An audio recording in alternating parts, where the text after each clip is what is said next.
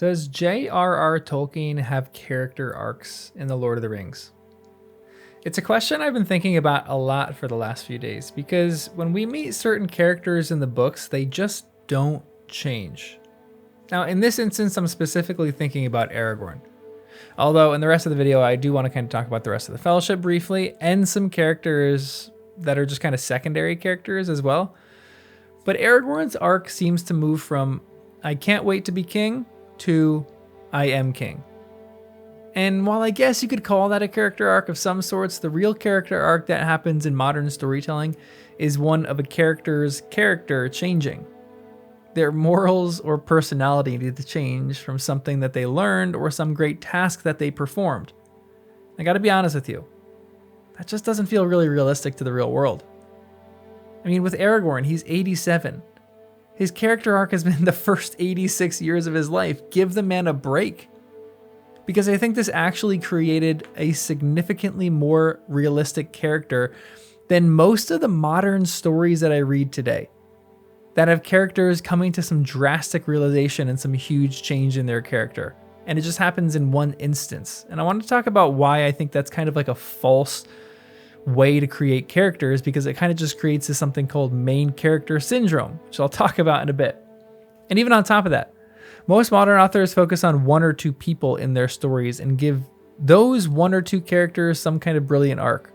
But Tolkien had 9 main characters he had to contend with, and hundreds of other side characters. And all of these characters, while this is a fantasy realm and I know it's not real, feel realer to me than a lot of other stories that I read today. So why is that? And what makes J.R.R. Tolkien's characters so real, but also so different from some of the other characters in well-known stories? And just an FYI too, I'm reading this text for the first time and I'm bound to get things wrong. So let me know in the comments where I may have erred, and just let me know your general thoughts and opinions on this. I just kind of want to test this theory out and talk about some ideas within this. So let me know in the comments what you think. But first, I do want to talk about the movies, because Peter Jackson made 3 amazing movies in the Lord of the Rings series. And all of them are fantastic, and I love each one of them, but almost all of his characters, now that I thought about this for a few days, go from a position of weakness to a position of strength. Let's start with Aragorn. In the movie, he goes from essentially being this ranger in the north who really wants to be a ranger in the north, and his journey to want to become a king is almost thrust upon him in spite of what he actually wants. The sword of Anduril is thrust into his hands rather than what the books have, where he is carrying it and is happy to take it as the reforged sword as soon as they leave Rivendell. He goes through some visions and some difficulty on his way to Gondor in the movie, but this seems very appropriate to what our modern day hero and character arc looks like. It looks like a man who is burdened, who is a leader who doesn't want leadership and runs from it at every step that he can. And only when he is essentially cornered and forced into being the leader does he take up that mantle. And it's shown that he's actually very good at it. Way too many of our modern heroes take this journey. I mean, look at Harry Potter, for example. Even like Dumbledore, for goodness sake, his character arc is incredible. One where you initially revere this man, then learn he has deep flaws, then learn that he had regrets and should have treated Harry a lot better. But in Lord of the Rings, most of the leaders are leaders for a reason. And I think about this in light of Theoden, because essentially this whole essay came from a comment on a Theoden video a few days ago about this exact thing. How Jackson writes characters from a position of weakness to strength, and Tolkien just seems to have strong characters from the beginning. But look at Theoden. This man is abused and worn down. He comes out of his stupor and doesn't look like anything in the movies. Because in my estimation, his movie arc is one from being a kind of like a weak and annoying king of a lesser kingdom, just to being a great king of a kind of cool but still lesser kingdom. His arc in the movie doesn't seem evident. In the Two Towers, he is welcoming his death through grumbling about what can man do against such reckless hate, and in Return of the King, he is chanting death as he and the Rohirrim march to Gondor. It is a pretty significant character arc. But when he's awakened from his abuse in the books, he slowly springs up in this chapter, and his true character simply just comes out. He's generous, giving away horses and armor. He's wise, choosing Éowyn as the queen in his absence. He's courageous, saying that he will go to war with his people even though they urge him to stay back because he's too old. He just shows his character. The character arcs are less character arcs and they're more character revelations. I mean, he's king for a reason. And I'm not saying that 70-year-old men can't have character arcs and they can't have character studies. But the older I get, the more I am just like, hey, this is me. Might not change, take it or leave it. Now, don't get me wrong. I love a good character arc, and a change in a character is incredible, but sometimes that's just unrealistic. The kings of Middle-earth are the kings for a reason. Theoden has had 70 years to develop his arc. We are just lucky enough to be seeing the tail end of it. And this is the real genius of Tolkien to me. But I've talked about this in other videos, but his ability to give you like a top-down window view into Middle-earth is really what makes this story so realistic. It's a story about a powerful ring, with a great eye wreathed in flame with hobbits and dwarves and men and orcs and wizards. That story, weirdly, is realistic. And I know it's weird, but it's realistic because it just feels like history to me. It doesn't feel like he's creating these narratives because Tolkien wanted to tell a really good story. And I do think he wanted to tell a good story, but I think it's more important for Tolkien to create a history and to plop a character into history and let us watch this person go through everything that they go through because they are part of that world. It reminds me a bit of like this video game concept that I think about. I don't know how true this is in modern video games, but in some of the older ones, I remember there are these creatures you just would encounter, or like you'd see a far, far way off, and they wouldn't be moving. They'd be frozen there. They don't do anything until you reach a certain threshold or a zone, and all of a sudden that character is animated with life. As soon as you pass through this zone, then they start to move and talk, and you can interact with them. There's a lot of modern fiction and fantasy that feels like this, where every character is created as a foil or a companion or an adversary or a fill-in-the-blank, whatever it is, to the main character. Everything is for this one person, which is why there is a phrase in modern lingo called main character syndrome. But Tolkien's stories are not like that in any way, because the world isn't like that. The things in my world are not happening all around me because that is the way that fate has fated it. No, I am just a normal dude living on the East Coast of the United States, living in a world where everyone else pretty much is a normal person and has their own unique loves and passions and histories.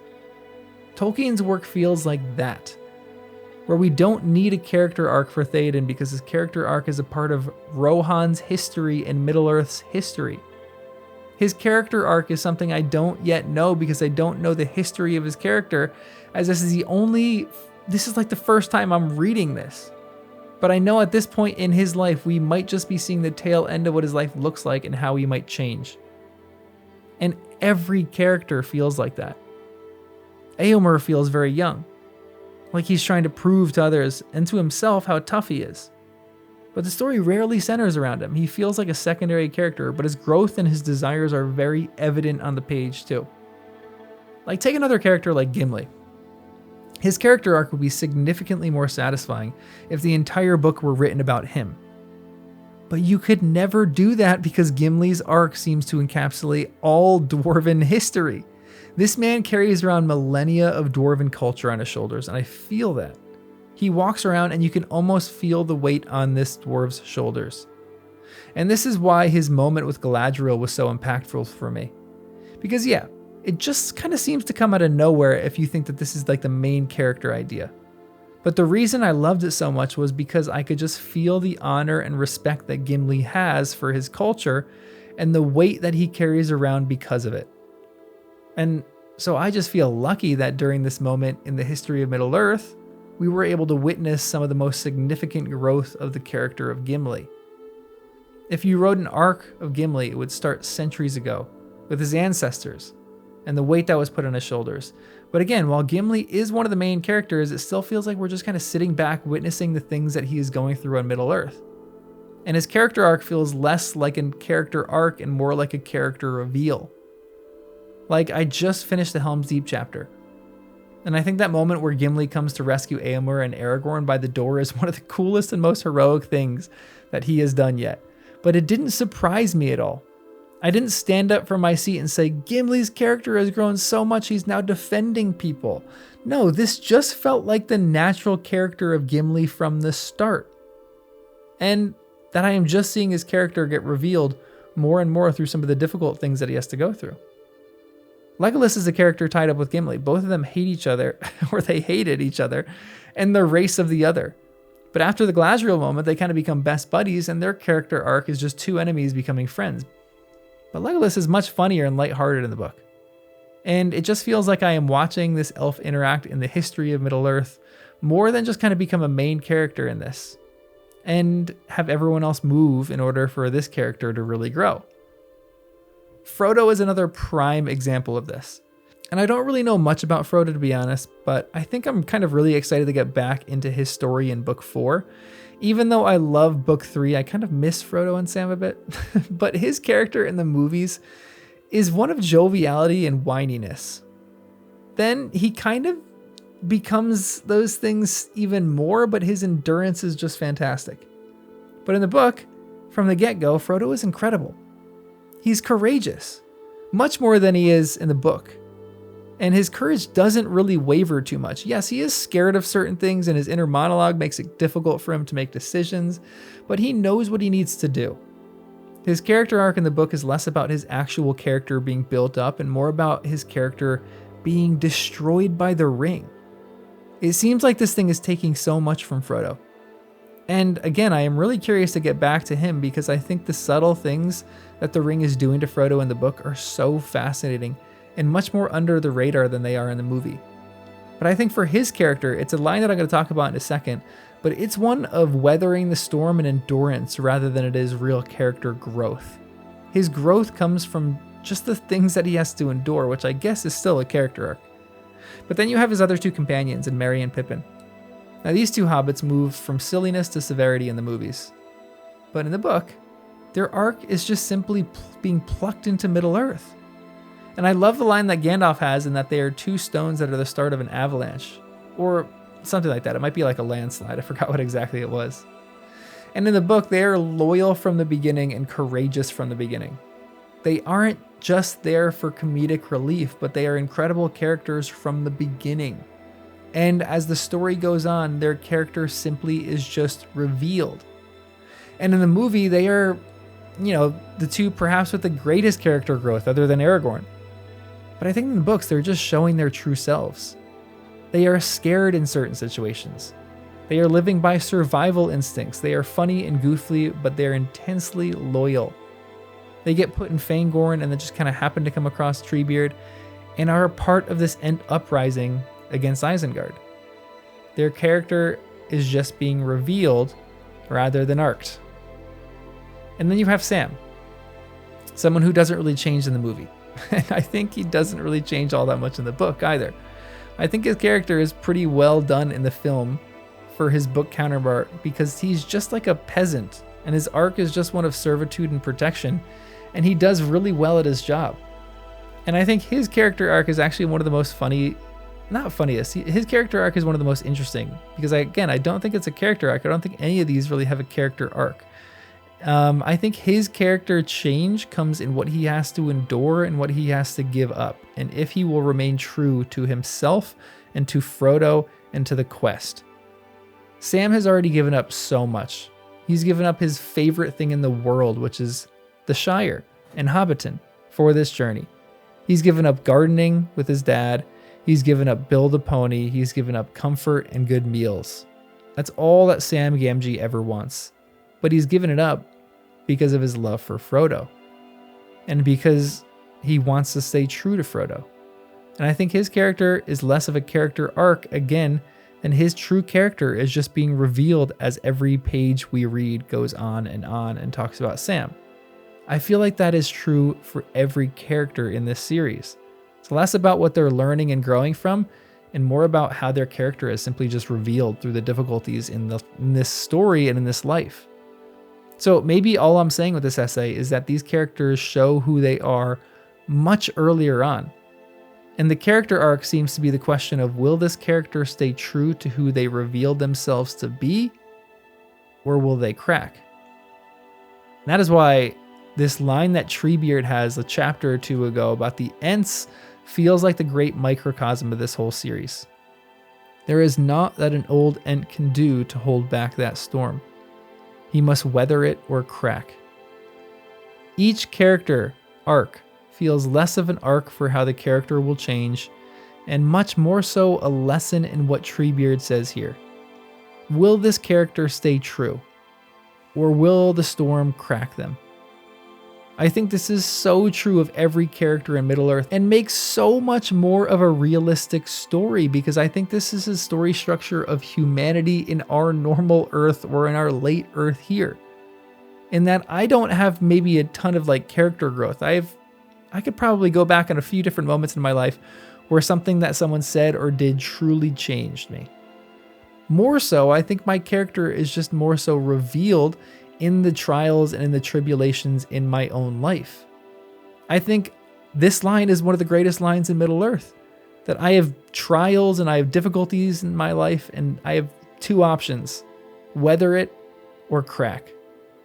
Because if you think about it, every event in my own life isn't really a character arc. Yes, again, I can grow through whatever circumstance comes my way, but each year of my life now feels like more like what Tolkien is describing. Am I going to weather the storm that comes, or am I going to crack? That will reveal my true character. And that is the real reason I think Tolkien's work is much more realistic than a lot of other fiction. And his characters just seem like they are more character revelations than character arcs.